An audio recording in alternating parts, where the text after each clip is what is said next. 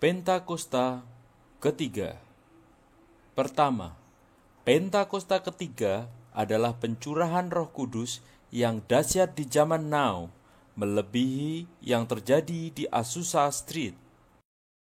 Kedua, Pentakosta ketiga akan mengakibatkan penuaian jiwa yang terbesar dan yang terakhir sebelum Tuhan Yesus datang kembali. Ketiga, Pentakosta ketiga akan membangkitkan generasi Yeremia, yaitu anak-anak muda yang dipenuhi Roh Kudus, cinta mati-matian kepada Tuhan Yesus, tidak kompromi terhadap dosa, dan akan bergerak untuk memenangkan jiwa. Keempat, Pentakosta ketiga lahir di Indonesia yang bergerak ke bangsa-bangsa. Gerakan ini dari timur ke barat dan akan kembali ke Yerusalem.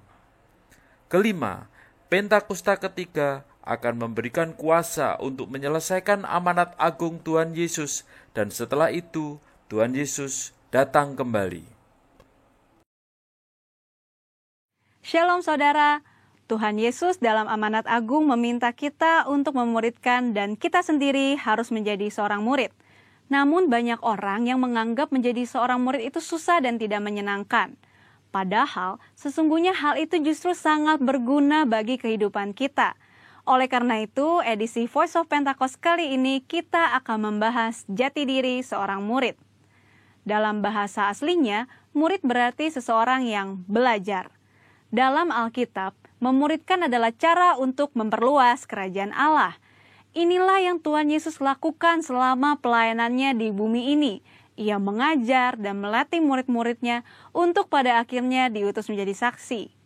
Dalam kitab para rasul, kita menemukan bahwa para rasul melakukan hal yang sama dengan apa yang Tuhan Yesus lakukan. Sehingga jumlah murid semakin bertambah di seluruh dunia sampai sekarang. Tentunya, hal ini tidak berarti semua orang percaya harus menjadi guru atau pengkhotbah. Namun sebagai murid, kita harus menjadi saksi melalui seluruh aspek kehidupan kita. Sebuah penelitian yang dilakukan oleh Russell McCann dan Marcia Webb pada tahun 2012 menunjukkan bahwa orang yang rajin membaca dan merenungkan firman Tuhan cenderung lebih setia kepada Yesus dan kuat dalam menghadapi tantangan.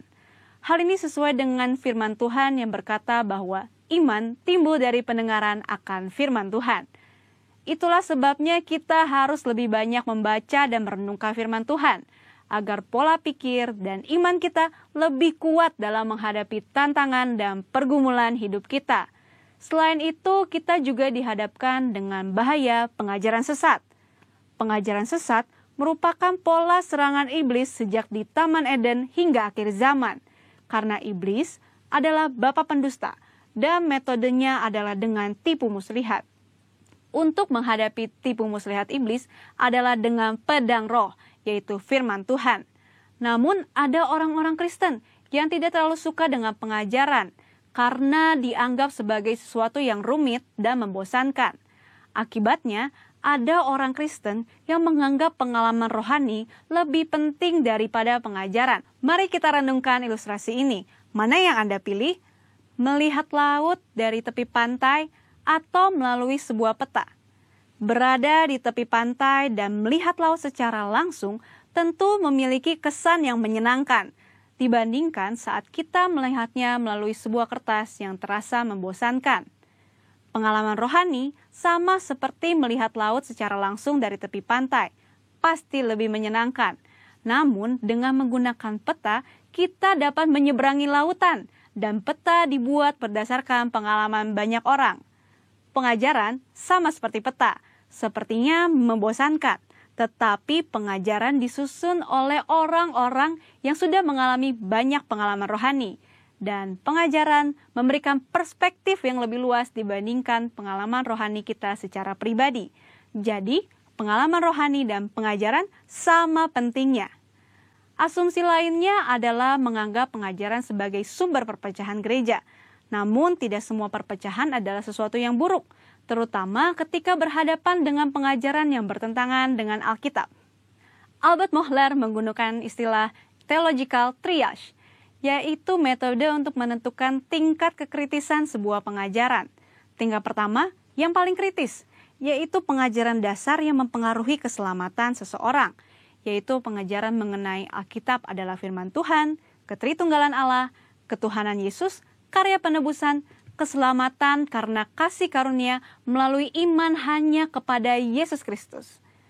Pada tingkatan ini, maka perbedaan pengajaran sekecil apapun tidak dapat ditoleransi, sehingga penolakan dan perpecahan dapat diterima, bahkan mungkin harus terjadi dan tidak dapat dihindari. Tingkat kedua adalah pengajaran yang tidak mempengaruhi keselamatan, namun berpotensi memisahkan gereja. Contohnya, pengajaran mengenai kepastian keselamatan, metode baptisan air, serta baptisan dan karunia Roh Kudus. Mungkin saja kita memiliki doktrin yang berbeda dengan gereja non-Pentakostal, namun kita tidak dapat mengatakan bahwa mereka tidak diselamatkan selama mereka percaya kepada Yesus Kristus sebagai Tuhan dan Juru Selamat.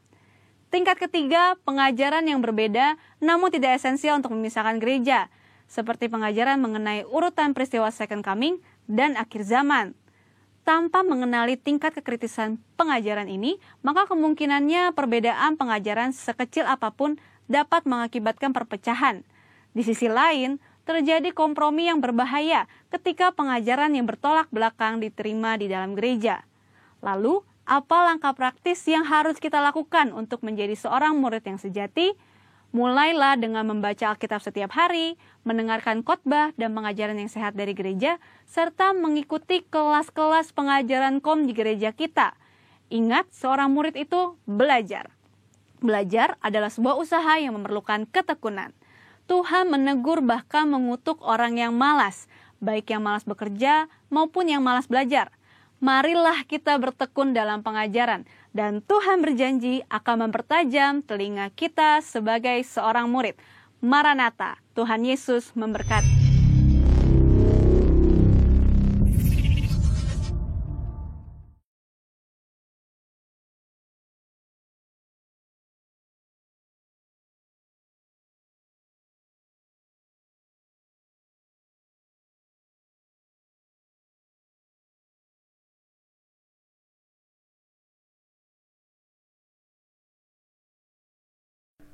Shalom Bapak Ibu Saudara yang dikasihi Tuhan. Shalom. Sebelum kita memulai ibadah online hari ini, mari kita sama-sama perkatakan firman Mazmur 91. Dalam lindungan Allah, orang yang duduk dalam lindungan yang maha tinggi dan bermalam dalam naungan yang maha kuasa akan berkata kepada Tuhan, tempat perlindunganku dan kubu pertahananku, Allahku yang kupercayai. Sungguh Dialah yang akan melepaskan engkau dari jerat penangkap burung, dari penyakit sampar yang busuk. Dengan kepaknya ia akan menudungi engkau, di bawah sayapnya engkau akan berlindung. Kesetiaannya ialah perisai dan pagar tembok. Engkau tak usah takut terhadap kedahsyatan malam, terhadap panah yang terbang di waktu siang, terhadap penyakit sampar yang berjalan di dalam gelap, terhadap penyakit menular yang mengamuk di waktu petang. Walau 1000 orang rebah di sisimu dan 10.000 di sebelah kananmu, tetapi itu tidak akan menimpamu. Engkau hanya menontonnya dengan matamu sendiri dan melihat pembalasan terhadap orang-orang fasik. Sebab Tuhan ialah tempat perlindunganmu, yang maha tinggi telah kau buat tempat perteduhanmu. Malapetaka tidak akan menimpa kamu, dan tulah tidak akan mendekat kepada kemahmu. Sebab malaikat-malaikatnya akan diperintahkannya kepadamu untuk menjaga engkau di segala jalanmu.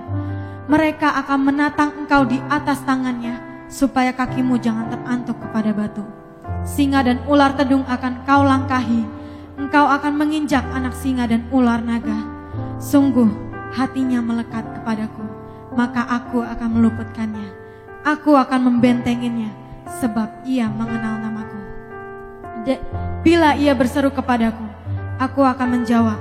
Aku akan menyertai dia dalam kesesakan. Aku akan meluputkannya dan memuliakannya. Dengan panjang umur akan kukenyangkan dia, dan akan kuperlihatkan kepadanya keselamatan daripadaku. Mari sama-sama Bapak Ibu Saudara, kita tundukkan kepala kita. Kami bersyukur Tuhan, kami bersyukur kalau pagi hari ini kami masih bisa bersama-sama menyembah-Mu, menyembah Allah kami yang hidup, memuji Engkau Tuhan. Biar segala nyanyian kami bisa menyenangkan hati-Mu Tuhan hari ini. Kami percaya dimanapun kami berada saat ini, urapan Tuhan dan kuasa Tuhan tetap mengalir bagi setiap kami. Yang siap memuji Tuhan katakan haleluya. Haleluya. Mari sama-sama kita nyanyikan lagu ini Bapak Ibu Saudara. Angkat tangan kita. Terima keselamatan dari Tuhan hari ini Bapak Ibu Saudara. Tiba saatnya kami berkumpul bersatu dari setiap suku dan bangsa, berdiri di hadapan tata anak domba. Satu suara kami mau menyatakan keselamatan bagi Allah yang duduk dan bertata. Kami naikkan pada anak domba, pujian dan kekuatan, hormat dan kuasaan, kemuliaan baginya selamanya.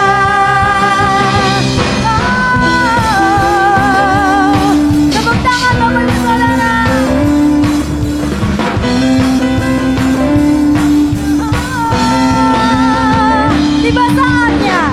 Tiba saatnya kami berkumpul bersatu dari segenap suku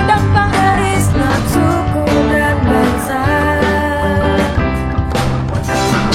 berdiri di hadapan tata anak. Satu suara menyatakan keselamatan bagi Allah yang duduk bertata.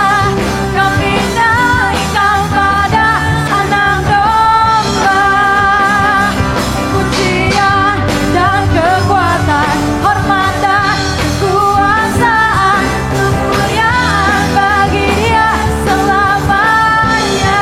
Katakan keselamatan bagi Allah yang duduk dan bertata.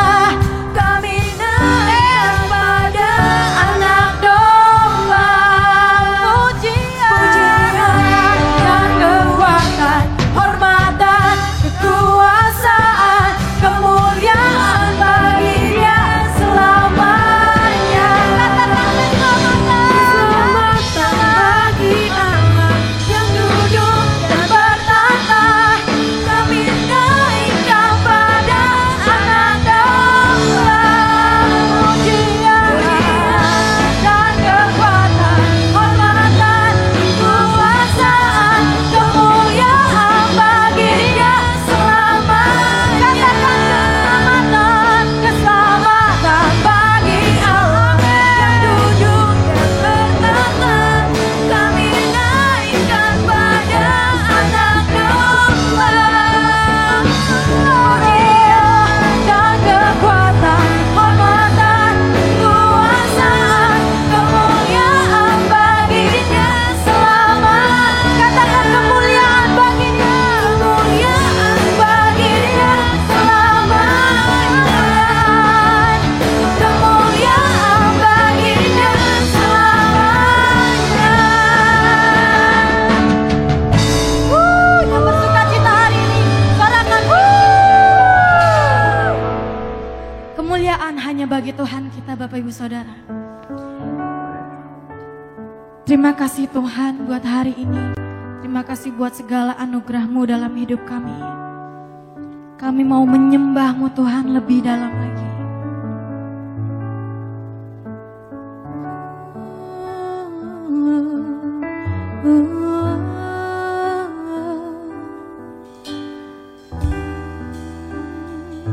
Katakan, ku cari wajah-Mu. Ku cari wajah-Mu, temukan kasih-Mu Bapa. Temukan kasih-Mu. Dia bukan Tuhan yang jauh dari kita Bapak Ibu Saudara. Nyanyikan lagu ini dengan segenap hati kita. Amin. Kami mau panggil nama-Mu Tuhan. panggil namamu. Kami mau dengar jawaban-Mu ya Tuhan bagi setiap kami. Kau Tuhan yang selalu dengar seruan hatiku. Sungguh indah Kau Tuhan, penuh kasih dan sayang. Dia tempat penghiburan bagi setiap hati yang terluka. Bagi setiap hati yang terluka. Sungguh indah Kau Tuhan, menara perlindungan. Dia sumber kekuatan bagi orang-orang yang membutuhkan. Dia ada bersama kita Bapak Ibu Saudara. Nikmati hadiratnya hari ini. Yang membutuhkan. Kita ulangi lagu ini dari awal dengan segenap hatimu. Mencari wajah-Mu, kami mau temukan kasih-Mu yang besar bagi setiap kami.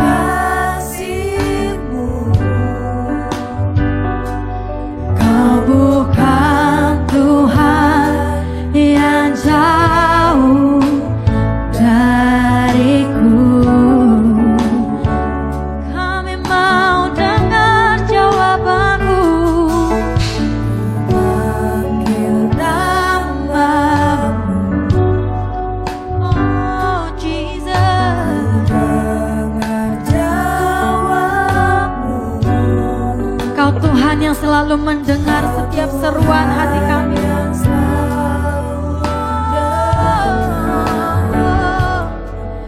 Seruan hatiku, katakan sungguh indah Kau Tuhan, penuh kasih dan sayang. Kau tempat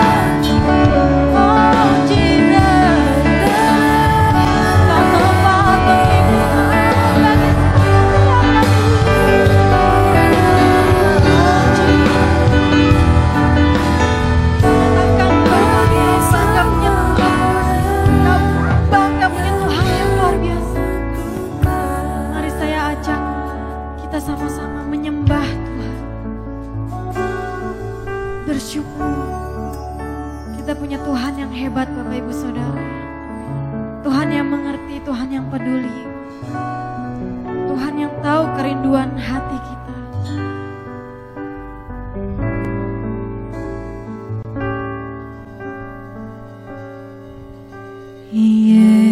Yesus, kemuliaan-Mu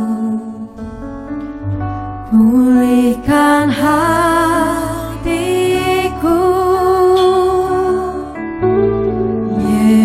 Yesus, kemuliaan-Mu berkati hidupku. Katakan, Yesus, kemuliaan-Mu. Yesus, kemuliaan-Mu Pulihkan hati kami, Tuhan. pulihkan hatiku. Yesus, kemuliaan-Mu Berkati setiap hidup kami. berkati hidup. Katakan segala pujian, Segala pujian syukur bagimu. Kau hadir dalam hidup setiap kami. Hadir dalam Apapun musim hidup kami, Kau selalu beserta dengan kami. Kau selalu menyertai setiap kami. di hadapan-Mu, memuji-Mu, menyembah-Mu. Yesus, kami menyembah. Katakan dengan segenap iman-Mu. Yesus, kemuliaan-Mu pulihkan Yes, pulihkan hati kami ya Bapa. Yesus, kemuliaan-Mu berkati hidup. Katakan, Yesus, kemuliaan-Mu. Yesus, kemuliaan-Mu pulihkan hatiku. Yesus, kemuliaan-Mu berkati hidup. Saudara saja katakan, Yesus, kemuliaan-Mu.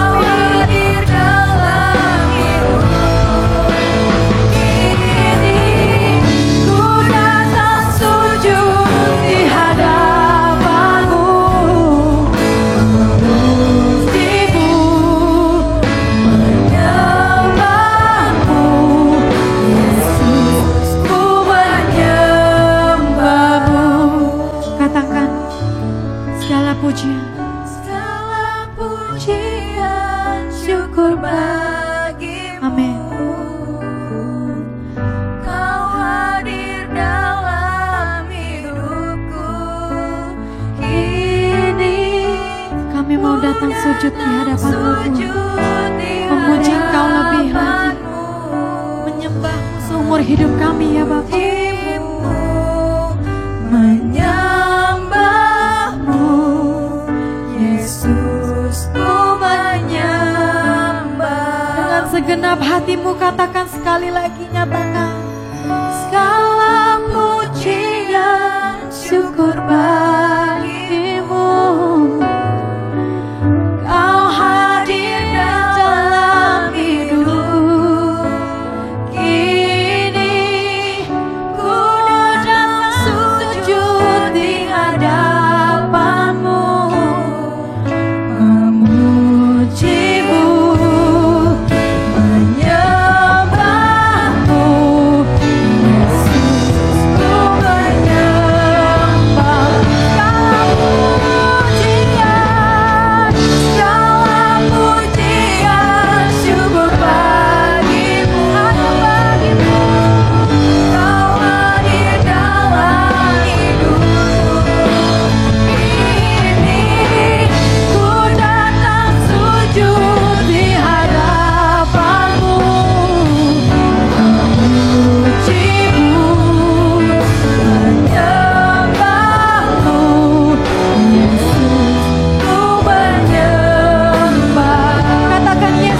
menyembahmu.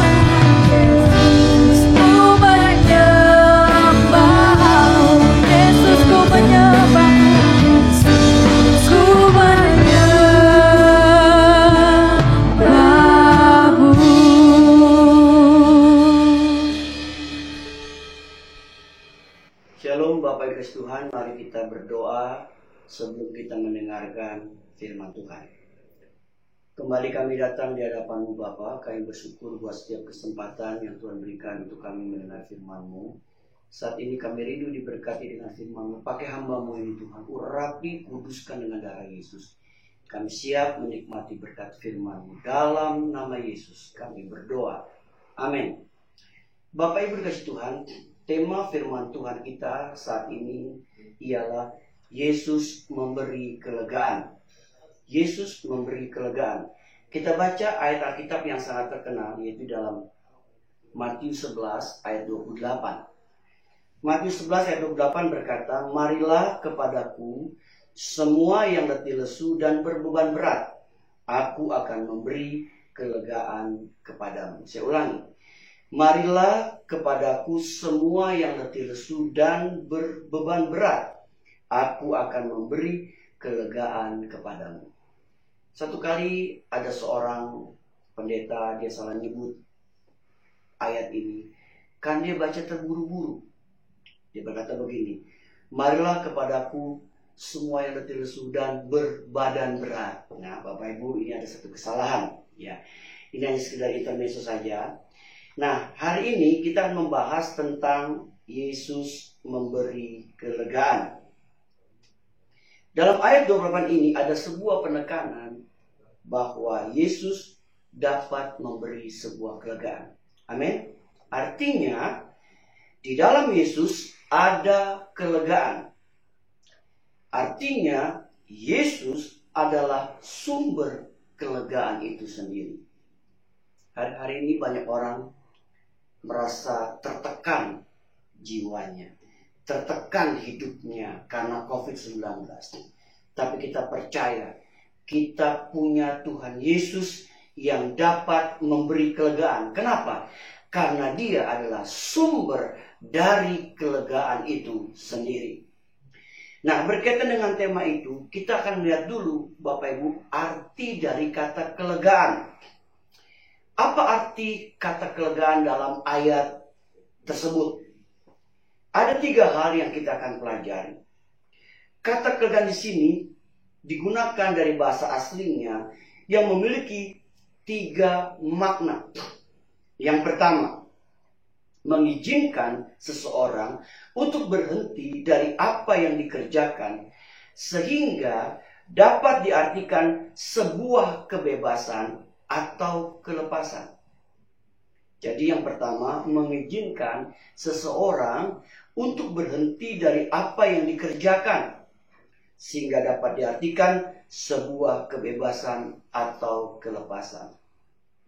Hari-hari ini banyak orang merindukan adanya kebebasan, kelepasan, terutama dalam menghadapi COVID-19 ini.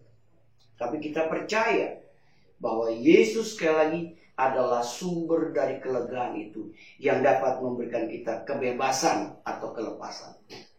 Yang kedua, memulihkan tenaga. Seperti seorang buruh kerja yang berhenti untuk beristirahat agar tenaganya dapat pulih kembali. Dalam hal ini dapat diartikan sebagai adanya sebuah pemulihan. Hari-hari ini kita rindu banyak orang yang dipulihkan. Dipulihkan dari kesehatannya, dipulihkan dari keadaan ekonominya. Kita percaya hanya Yesus sekali lagi yang menjadi sumber kelegaan bagi hidup kita. Yang ketiga, ketenangan. Sebuah keadaan yang tenang atau nyaman. Hari-hari ini banyak orang merindukan adanya ketenangan kembali.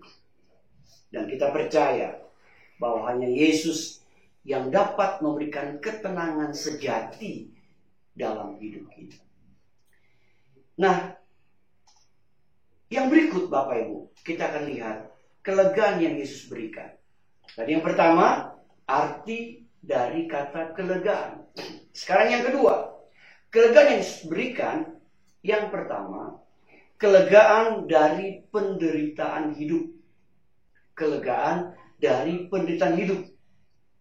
Dalam konteks Matius ini ada dua hal yang membuat orang-orang pada saat itu menderita, letih lesu, dan berbeban berat. Yaitu mereka dijajah dari pihak pemerintah Romawi. Jadi saat itu konteksnya orang-orang hidup dijajah oleh pemerintahan Romawi. Kemudian mereka ditekan harus membayar pajak yang tinggi. Jadi banyak orang yang menderita saat itu. Kemudian tidak hanya itu saja, tapi juga hukum agama yang dibuat oleh para imam-imam Farisi yang menekan hidup mereka, yang membuat hidup mereka bertambah menderita. Bukan sebaliknya, tapi hukum agama yang dibuat oleh para imam-imam Farisi itu justru menekan hidup mereka, sehingga mereka mengalami penderitaan. Hari-hari ini mungkin Bapak Ibu sedang menderita akibat dari COVID-19. Tapi jangan takut Bapak Ibu. Sekali saya katakan, kita mempunyai Tuhan Yesus yang dapat memberikan kita kelegaan dari segala penderitaan yang kita alami dalam hidup ini. Yang penting kita mau percaya sungguh-sungguh bahwa Dia sanggup memberikan kita kelegaan. Bapak Ibu Tuhan, janganlah penderitaan yang kita alami ini membuat kita jadi undur dari Tuhan, atau iman kita jadi semakin lemah. Tapi biarlah kita mau tetap memandang kepada Tuhan kita Yesus Kristus. Karena waktu itu pun ketika konteks ayat ini tadi kita baca, orang-orang sedang mengalami juga yang namanya penderitaan. Mungkin versi penderitaannya berbeda dengan dulu dengan sekarang, tapi intinya sama, yaitu kita sedang sama-sama mengalami penderitaan. Tapi bersyukurlah hari ini kita diingatkan, sekali kita punya Tuhan Yesus yang hidup. Dia bisa memberikan kita kelegaan dari penderitaan hidup yang kita alami. Dan Tuhan pasti bisa menolong kita dan memberikan kita kemenangan dari penderitaan yang kita sedang alami hari-hari ini. Yang berikut Bapak Ibu, kelegaan yang Yesus berikan yaitu kelegaan dari dosa. Dosa itu menjerat dan memperbudak manusia. Ingat Bapak Ibu yang Tuhan Yesus kasihi, dosa itu menjerat dan memperbudak manusia. Jangan kita mau diperbudak oleh dosa. Tapi kenyataannya masih ada banyak orang Kristen yang hidupnya mau diperbudak oleh dosa. Padahal Yesus sudah menebus kita di atas kayu salib. Menebus dari segala dosa-dosa dan kesalahan kita. Tapi kenyataannya kita mau terus hidup diperbudak oleh dosa-dosa kita. Biar hari ini kita sadar, kita diingatkan, kita mau supaya betul-betul kita mengalami kemerdekaan dari dosa-dosa. Untuk itu kita jangan mau diperbudak oleh yang namanya dosa. Karena dosa itu menjerat hidup kita.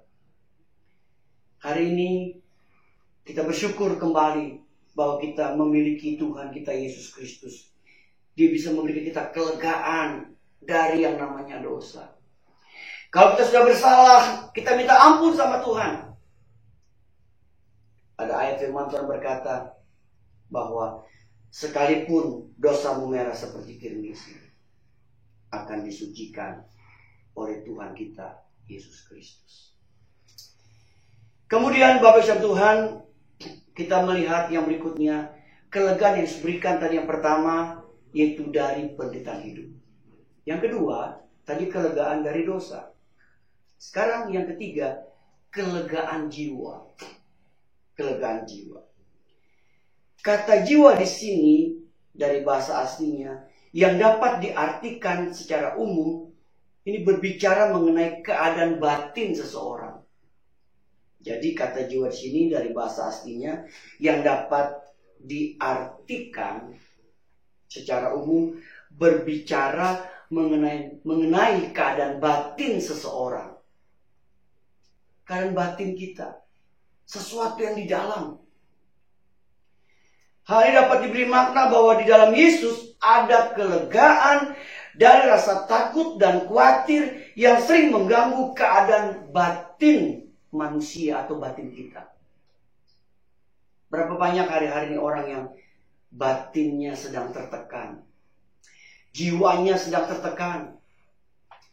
Dampak dari COVID-19 ini banyak membuat orang batinnya tertekan.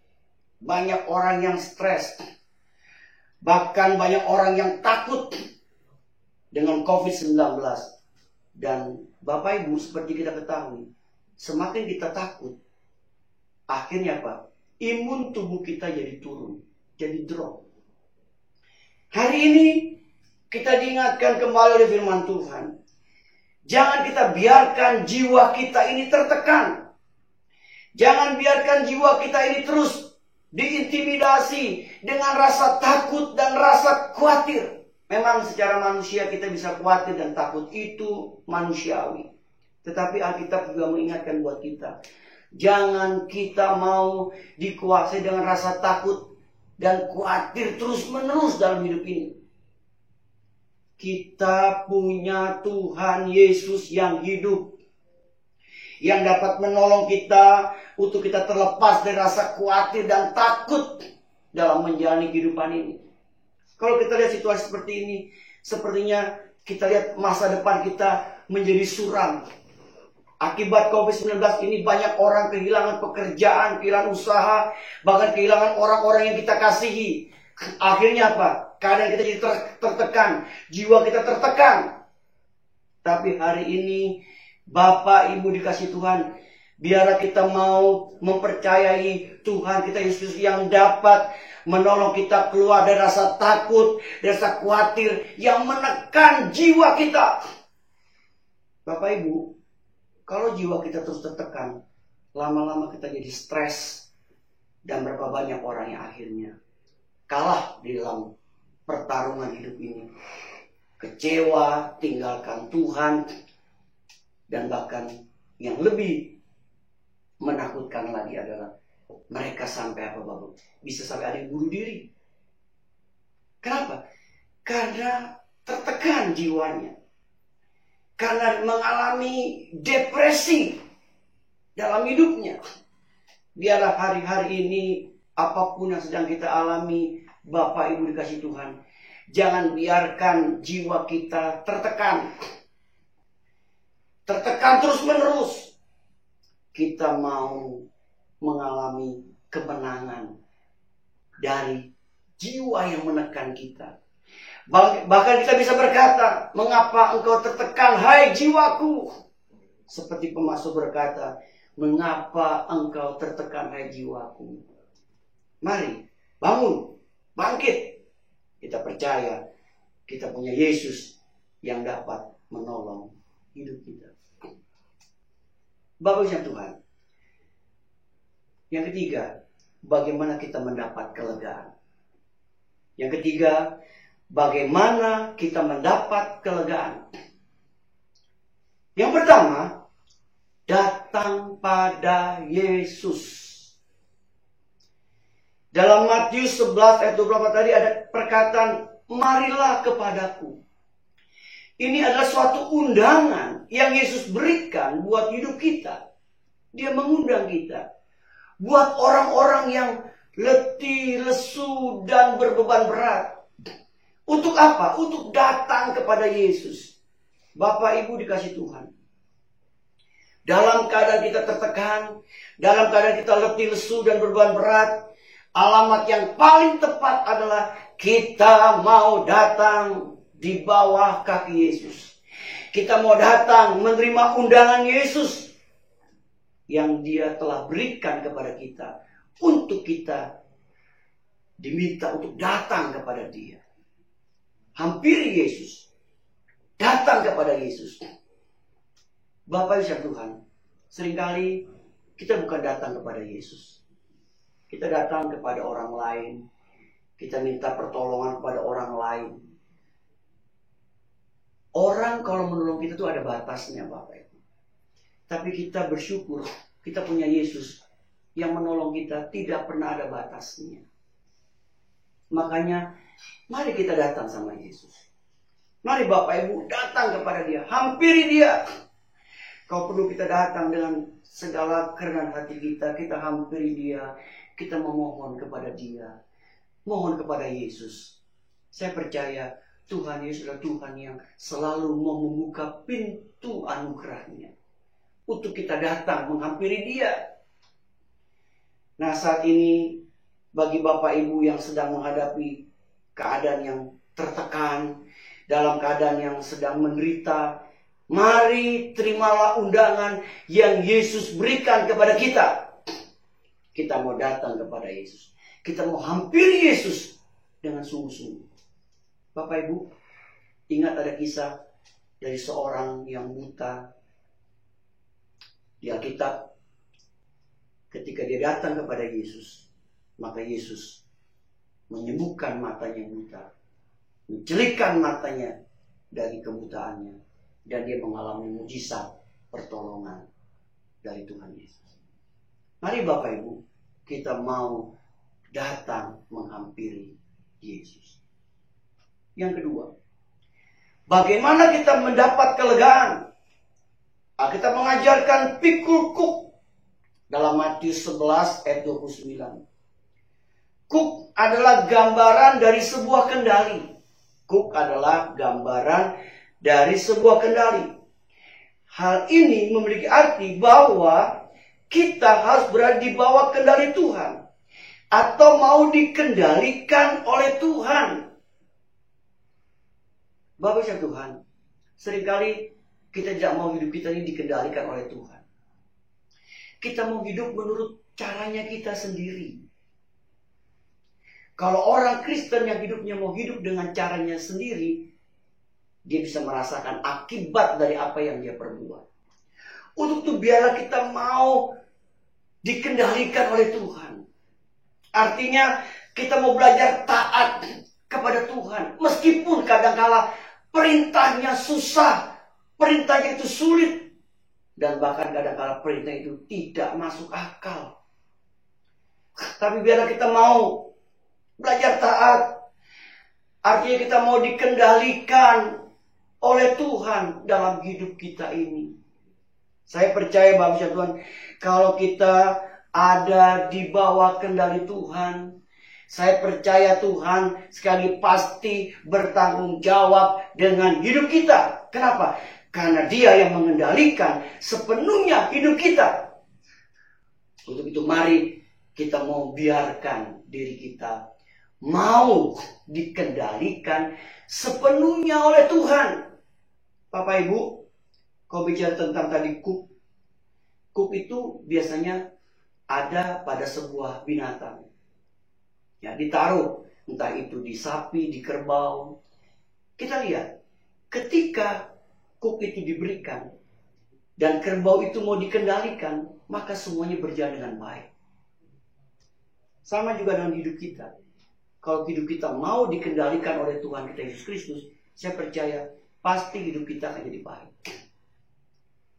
Tapi kadang-kala kita tidak mau dikendalikan oleh Tuhan. Kita merasa diri kita mampu, kita merasa diri kita hebat, kita merasa diri kita kuat. Akibatnya banyak seringkali kita mengalami kekecewaan, kegagalan dalam hidup ini. Karena apa? Karena kita tidak mau hidup kita dikendalikan oleh Tuhan. Biarlah hari ini melalui firman Tuhan kita diingatkan kembali. Kita mau diri kita, hidup kita dikendalikan sepenuhnya oleh Tuhan kita Yesus Kristus. Bapak Ibu, jangan kita berontak, jangan kita marah, jangan kita protes sama Tuhan. Biarkan, izinkan Tuhan mengendalikan hidup kita sepenuhnya. Dan sekali lagi saya percaya, Tuhan pasti bertanggung jawab dengan hidup kita ini. Yang terakhir, Bapak Ibu, bagaimana kita mendapat kelegaan? Rendah hati dan lemah lembut. Rendah hati dan lemah lembut ada sikap hati yang mau dibentuk atau diproses oleh Tuhan. Ya. Dalam ayat yang sama, Matius 11 ayat 29 tersebut. Rendah hati dan lemah lembut. Artinya kita mau dibentuk, diproses oleh Tuhan. Satu hal yang perlu kita pahami, Bapak Ibu dikasih Tuhan. Kalau Tuhan izinkan sesuatu terjadi dalam hidup kita, artinya Tuhan sedang membentuk, Tuhan sedang memproses hidup kita. Untuk itu, izinkan Tuhan membentuk, memproses hidup kita. Meskipun kadang-kala sakit pada saat kita dibentuk. Bapak Ibu, kalau kita melihat seorang tukang periuk, seperti Alkitab katakan, sedang membuat sebuah bejana, sebuah vas. Tentunya dia membentuk dengan sedemikian rupa. Bahkan kadang-kala ketika dibentuk ada yang kurang baik, dia robah kembali, dia proses ulang, dia bentuk kembali. Kemudian setelah dibentuk dia harus jemur, dia harus bakar, supaya ini bejana yang bagus, yang indah dan yang kuat. Demikian dengan hidup kita, Bapak Ibu dikasih Tuhan. Kadang-kala Tuhan izinkan kita masuk ke dalam hal-hal yang sulit, hal-hal yang menyakitkan. Tetapi sebenarnya Tuhan sedang membentuk hidup kita. Supaya apa?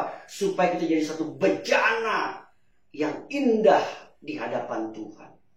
Memang kadang-kala sakit, bahkan kadang-kala menyakitkan ketika kita sedang dibentuk dengan berbagai macam masalah dalam hidup kita.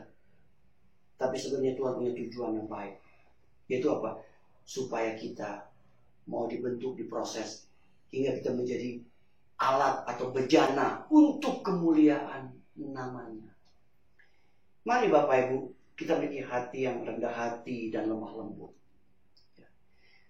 Semakin kita diproses sama Tuhan, dibentuk, semakin kita menurut, kita taat, kita rendah hati, kita tidak akan banyak mengalami hal-hal yang sakit.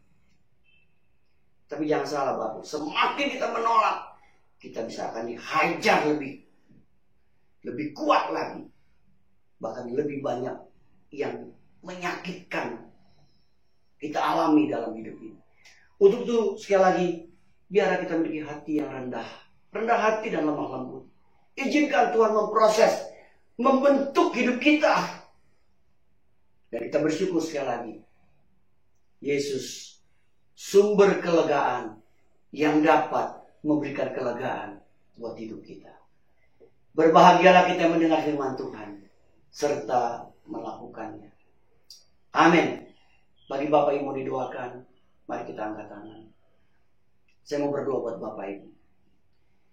Kami datang di hadapan-Mu Tuhan, kami sudah mendengar firman-Mu. Biar firman-Mu terus menuntun langkah hidup kami, mengarahkan hidup kami, karena kami butuh firman-Mu. Roh Kudus, jadikan kami pelaku-pelaku firman-Mu. Tolong kami Kalau saat ini kami sedang menghadapi masalah pergumulan, kami percaya Tuhan bisa memberikan kami kelegaan, memberikan kami jalan keluar, memberikan kami kemenangan, dan memberikan kami pertolongan dalam hidup kami. Hamba berdoa buat seluruh jemaat-Mu di mana mereka tinggal dan berada, Tuhan. Meskipun kami berada dalam ibadah online, tapi kami percaya Engkau bisa hadir di mana pun kami berada. Dan kuasa-Mu tetap sama, tidak pernah berubah dulu, sekarang, sampai selama-lamanya. Dan kuasa-Mu dapat menolong hidup kami, memberikan kami kelegaan di tengah-tengah keadaan yang kami alami. Berkat-Mu ada buat seluruh jemaat-Mu, Tuhan. Berkati pekerjaan mereka, usaha rumah tangga, studi anak mereka. Lindungi seluruh jemaat-Mu dari segala virus corona atau virus apapun, sehingga kami semua aman dalam lindungan Tuhan yang sempurna. Terima kasih Bapa di surga, kami percaya Engkau hadir bersama kami dan sudah memberkati kami dengan kebenaran firman-Mu. Dalam nama Yesus kami bersyukur. Sama-sama kita katakan amin. Tuhan Yesus memberkati kita semua.